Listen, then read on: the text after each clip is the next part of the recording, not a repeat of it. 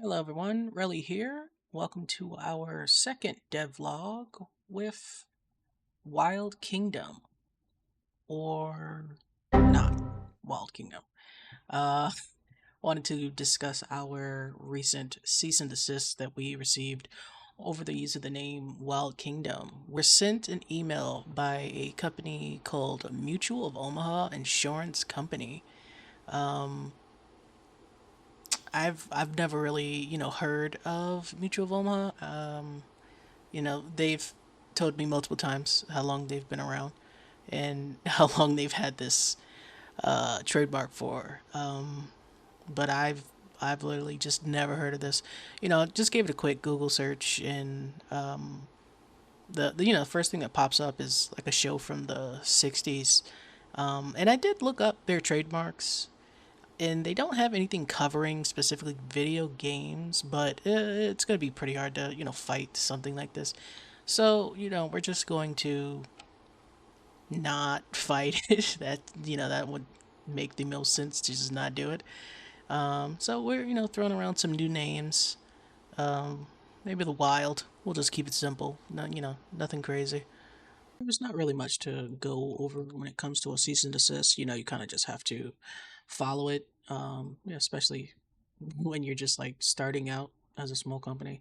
And this is just something we are just not gonna be able to fight, so it just doesn't make sense. But this is our second devlog, and so we can cover what we've actually worked on for the month. So now on to the actual good stuff. Now that we got like a little bit of drama out of the way, what we worked on for the month was the Smilodon. We had took a break when it came to developing the Smilodon, just because we were going back and forth between the horse and the Smilodon, and thought it was just taking kind of like too much time to do both at the same time. So we just put it, to the side and then focused on the horse and then came back. So that was us. We came back. What did we do with the Smilodon? First thing we had to do was get it basically up and running.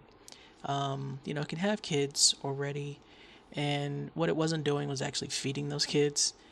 So that's what we were working on. I think the one thing we do have to put in is the Smilodon laying down for, just to feed the baby. But what we tried to do was kind of different stages when it came to how the mother Smilodon interacted with their child. Nothing really going on with the father just yet. He is a deadbeat, so um, don't worry about that one, guys. We'll do something much later. So what we have right now is the female feeding the Smilodon baby at different stages. Baby, child, and then adolescent, and she has different behaviors when it comes to each of those. Whereas she'll go to the den, feed the baby, um, when it's hungry, and then if it's a child, she will go out and hunt and bring back the food. And then when it's an adolescent, at this point, the baby will be, kind of wandering and will be able to follow the mother out to actually just go eat whenever it is hungry. Just going to set it up so that the cub is actually hungry, and it will trigger the mom to go and feed the baby. And you can actually see in the background, they have already killed a rabbit. And we'll add later that the baby should kind of just eat if there's food close by.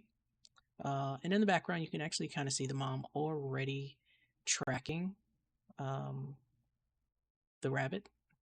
And there it goes. She kills it.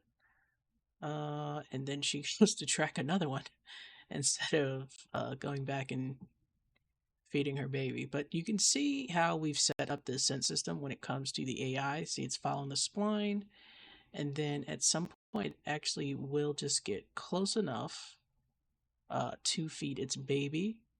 Got some technical difficulties, guys. She got a little bit confused. Don't worry about her. We can just shake it off a little bit. She'll be fine. And then eventually she will actually see, and then just run straight to the prey. Uh, and obviously kill it. Okay, so we got to work on her bringing the food to the baby, not just going to kill it. Uh, we we'll get back to you guys on this bug here.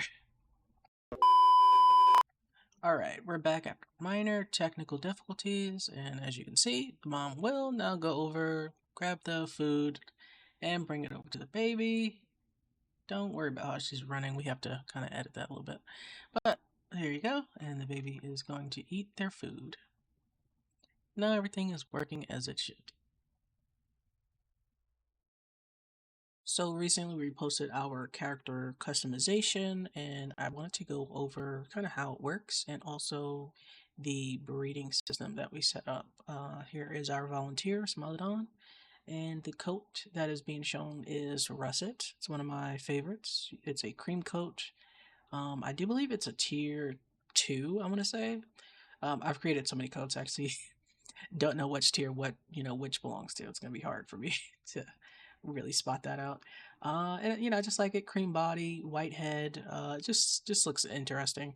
So the marking we have here is cheetah, and you'll see cheetah and leopard a lot. These are the two common spots. And then what we've done is created a system where just because you have cheetah doesn't mean the cheetah will look the same each time. You'll have the famous cheetah tiers, of course, but the actual spots itself will look different.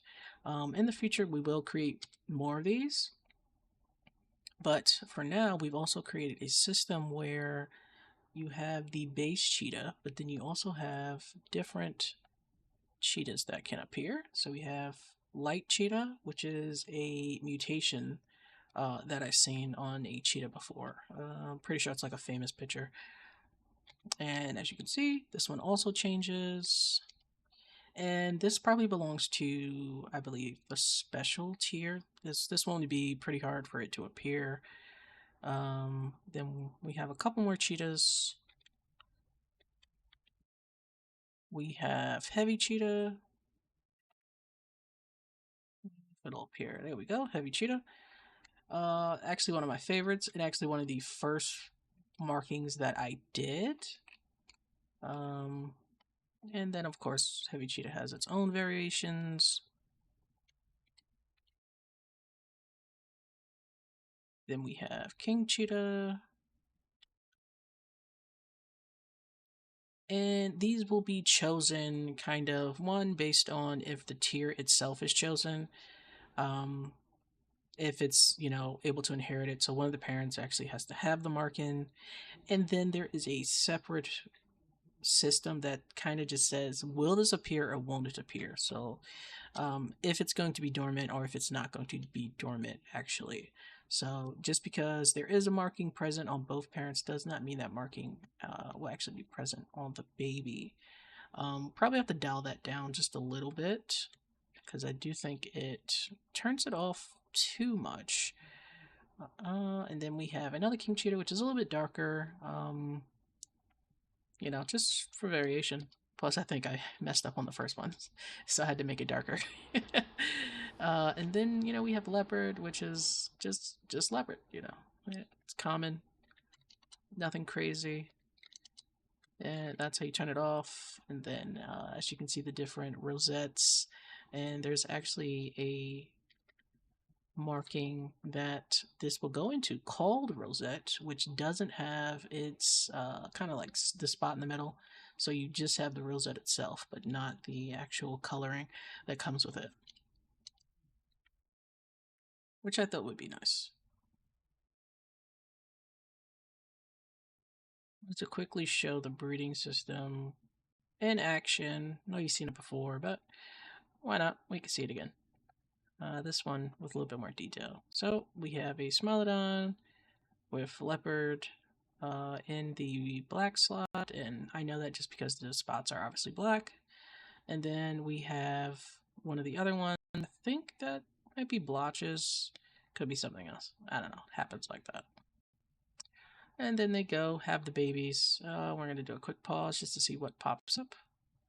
And as we can see, the cubs actually did inherit leopard, but they actually inherited in their other slot, which means their leopard shows up as the same color, a little bit darker than their coat, which can, as you can see, happen. And then we have a lot of vitiligo, which, again, I need to tune that. Seems like that pops up a little bit too often. Okay, video's starting to get a bit long, but I did want to go over, I guess, one last thing, and that could be, I guess, the sense system. And the sense system's quite simple. I'm sure you've seen it in other games. It's going to be the same, for our game. It's one of those, it's not broken, we're not fixing it type of thing. And as you can see, particles disappear. You press, Q for sniff, and then eventually they will just obviously disappear. That's about it. I think one thing I did want to add in is a wind system, so it's like the particles will move based on the weather. That's something we couldn't figure out just yet. We will get that working, probably not for the tech demo that's coming up though, guys. Sorry about that. Thank you, for staying this long watching the video. Till next time.